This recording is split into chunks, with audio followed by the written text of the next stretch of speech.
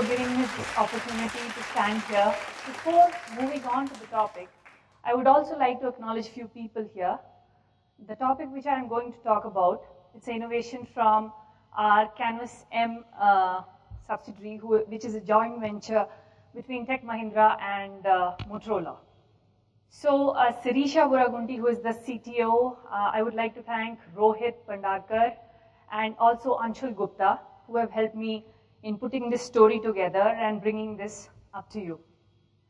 So what I'm going to do here today is unravel the story of innovation and take you along this journey, how we believe it can potentially change the social fabric and lead to some good social transformation in the unorganized sector. So before I start on with it, let me give you some statistics. We all are a country of 1.1 billion population, right? Out of which we have around 460 million as a labor force. So out of this 460 million, we have 10% of the jobs which are there in the organized sector, and the remaining 90% of the jobs are in the unorganized sector. So in the unorganized sector, if we see, the majority people are the ones who are still living below the poverty line. So what is it? I mean, what can we do? What kind of, we are talking about a lot of converged networks. We are talking about broadband coming to the villages. We are talking about LTE. We are talking about 4G. But what is it that can help this particular segment of the society to come up? I mean, we are talking about one of the UN's millennium goal, right, of eradicating the poverty here.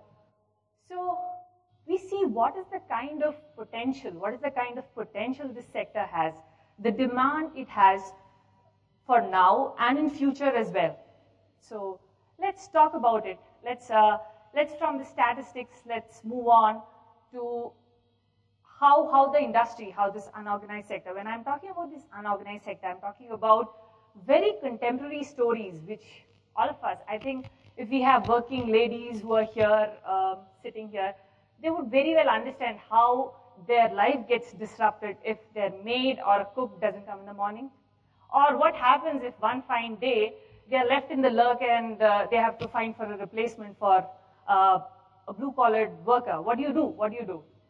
I'm talking about all the other employers, not just an individual, maybe a MNC or a private firm who have some problems with their securities and they want to hire security ASAP, maybe within 2 or 3 days.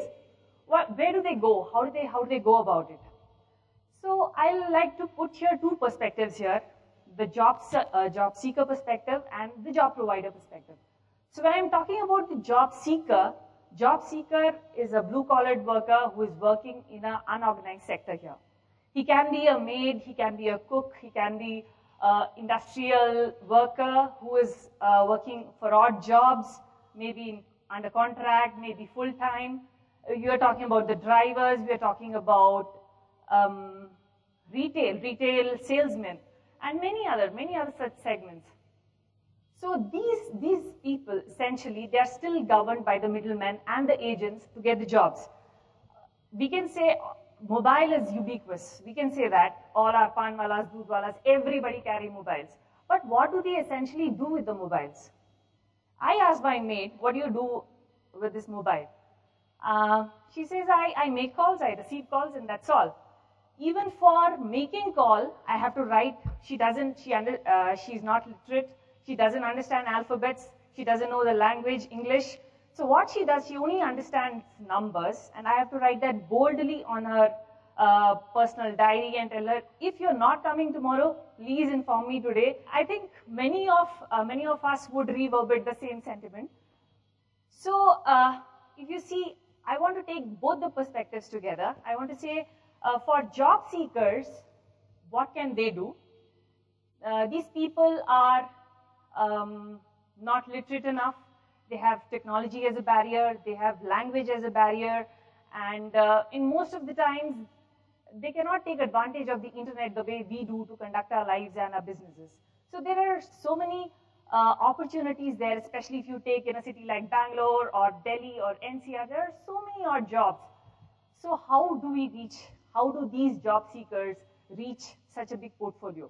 In order to do this, I I would like to say from the job provider's perspective also, we have a huge migrant population who are coming to the city. I mean, they're coming from Tier 2, they're coming from Tier 3 in search of jobs here. So what is it, how is it that we can bring up a service, a value-added telecom service, which can help them? In fact, this is an innovation from the Mahindra group of companies, which is called Saral Rozgar.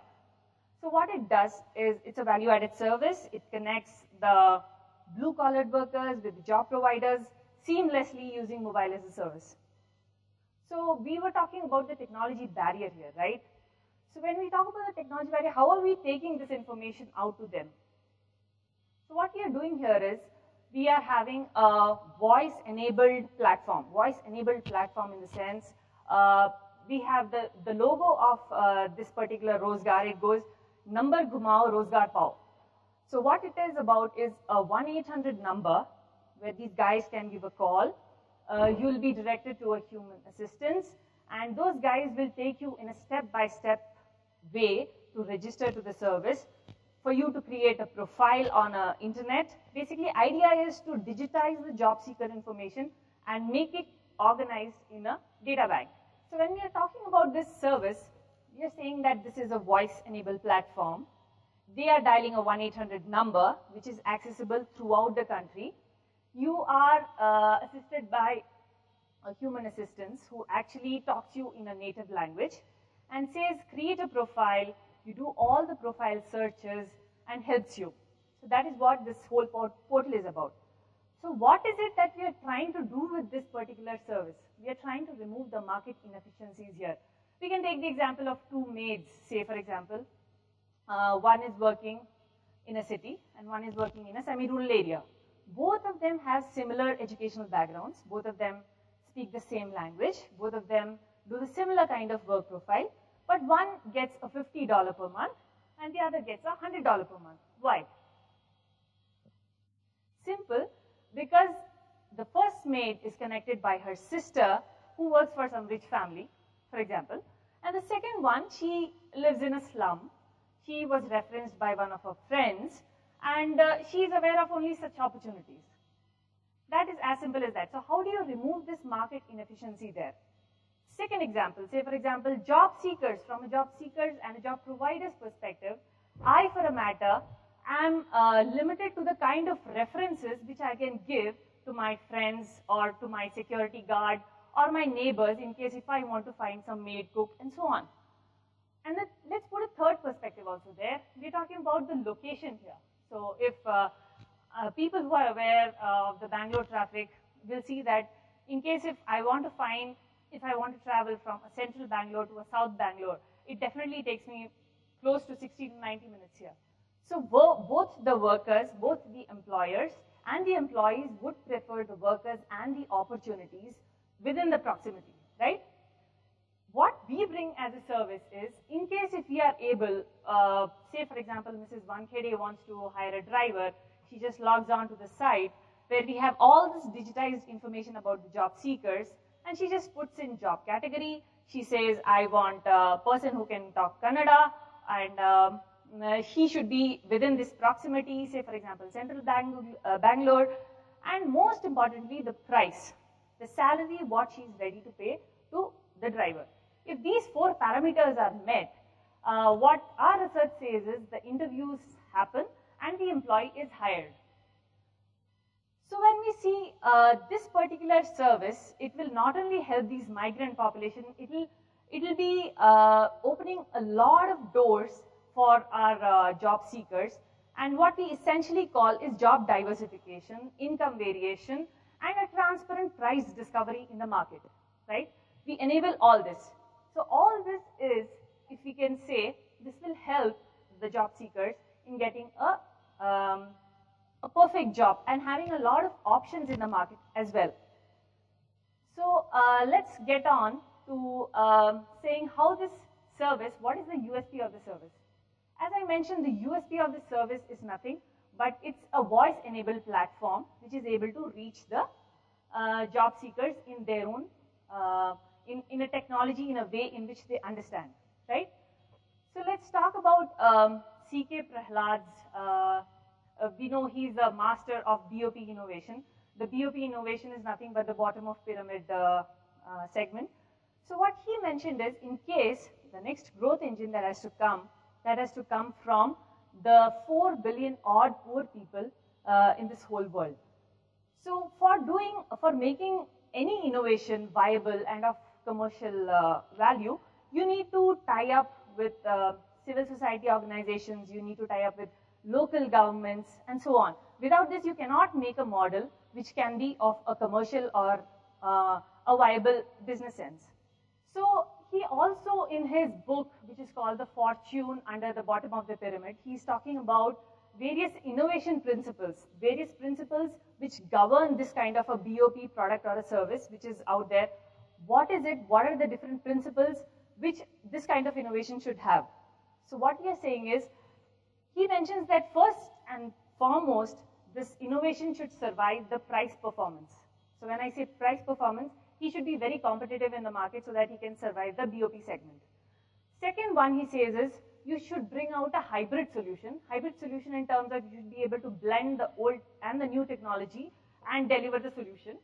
Number three, he says you should have a very amenable user interface so that you can kind of serve to a heterogeneous set of customers.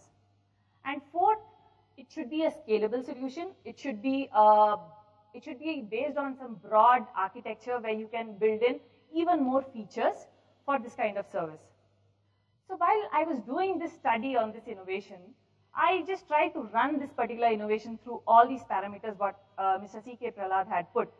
So I was very happy to hear, I was very happy to find that it was meeting most of the criteria. It was the most competitive service which is available there in the market right now. By the way, we have launched it pilot in Delhi, and we are gearing up for a pan-India release for this month end. So that is what the service is all about. So this is a very competitive service. It's a very low-cost service. We are using a hybrid technology in the sense that we are bringing all the internet kind of services on voice, which is a kind of old technology now. But then, nevertheless, that is the medium, that is the user interface, which the job seeker is most convenient with. So if you see all these things, we believe that this particular innovation has a lot of scope, especially for the BOP segment.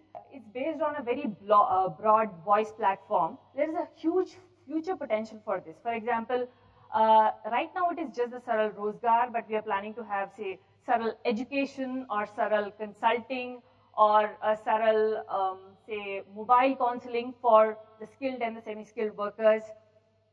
Something which the e-Chopal, something which ITC's e-Chopal have done to the Indian agriculture, we expect the same thing Saral would do to the informal sector of the society. So when I say that we need to have collaborations, we have a very sound partner ecosystem in place. So this ecosystem has players like NGOs, we have players like Rashtriya Rozgar Mission, we have players like telco operators. So we are partnering with very prominent telco operators, especially to get some critical mass. I think most of us here would be aware of the networking effects in the telecom industry. So for any service to stand chance of success, it should be standing for some minimum time. It should gather some critical mass of customers. If the service survives all this, it's able to be a viable business model.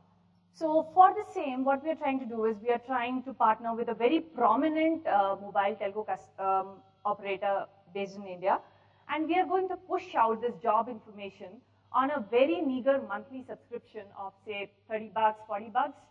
And with this information, I'm pretty sure if our doodwalas or panwalas or all the blue collar, they see the value in this, they will subscribe to it. Not only from the job seeker's perspective, but also from the job provider's perspective as well.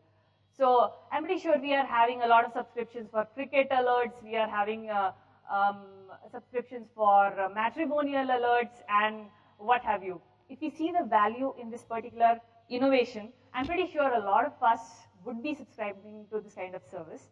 Along with the telco providers, we have like direct sales networks, and a lot of other collaboration with the civil society organizations to make it a more commercial a more viable business case.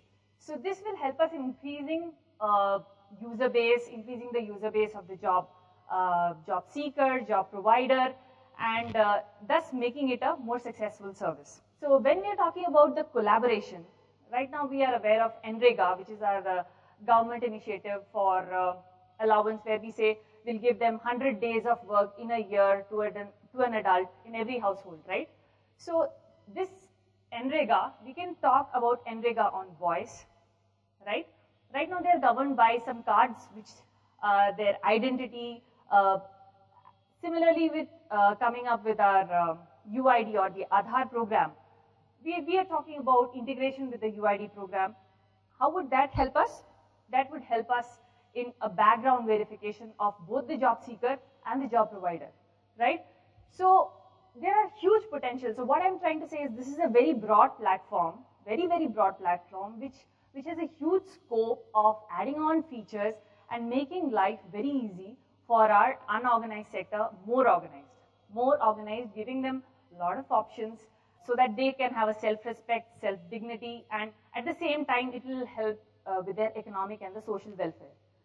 Last but not the least, I am sure most of us are from the Mahindra group of companies here. So we are aware of the RISE endeavor. We are talking about not accepting any limits here. We are saying that if the illiterates cannot walk to the internet, let's take the internet to them. We are talking about what is the alternate thinking we are able to do here. So I don't want to go to the web portals, I don't want to go to the middlemen, the agents. So what do I want to do here? I want to take a voice-based platform which is very amenable to my end user and thereby driving a change.